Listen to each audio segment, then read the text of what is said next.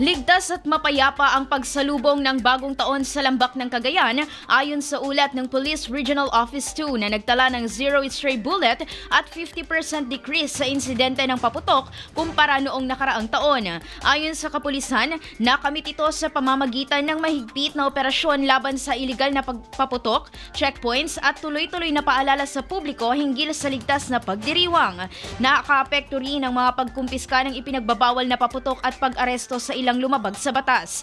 Pinuri naman ni Police Brigadier General Antonio Maralag Jr. ang kooperasyon ng mga lokal na pamahalaan at mamamayan at ang kampanya sa social media at komunidad na nagpaalala sa panganib ng paputok at paggamit ng baril. Ayon sa Pro2, ang zero stray bullet ay patunay ng mas mataas na disiplina at kamalayan ng publiko. Nananawagan ng kapulisan na ipagpatuloy ang ligtas na pagdiriwang sa lahat ng okasyon upang mapanatili ang kapayapaan at kaligtasan ng komunidad.